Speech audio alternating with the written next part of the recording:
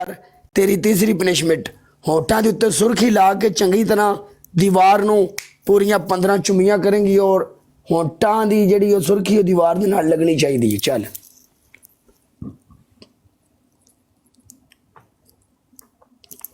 टोपी की जगह कोई और दो।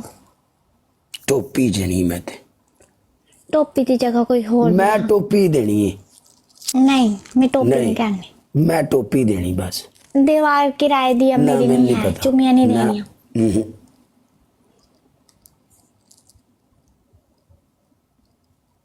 पनिशमेंट दासा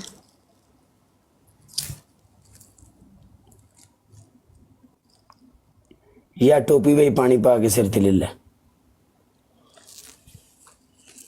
टोपी पानी नाल भर धुन के। ओके ऐ टोपी पानी ना भर के सानू वहा के तेन इंज करके सिर के उत्ते लेने दोबारा पानी बिच होवे। वाटी ऐसी दी तैसी तमाशा बन के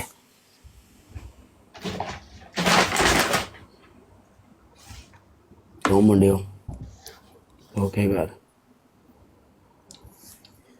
केड़ा मुंडा यो मलक अजहर केड़ा मुंडा यो।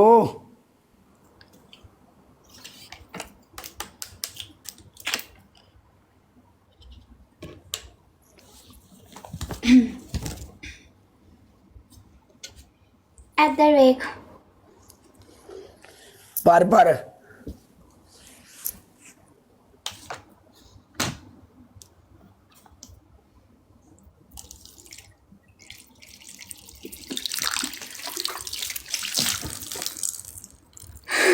मैं हूँ एला वीरे मैं तेन फॉलो करता ठीक है फॉलो कर देता तो लाइव आ जाऊँ। तू टोपी भरी नहीं सही मैं नहीं मनना। भरी है ना ऐस बोतल ना सही कितों भरींदी चल। भरी है सच्ची में फुल, ये देखो।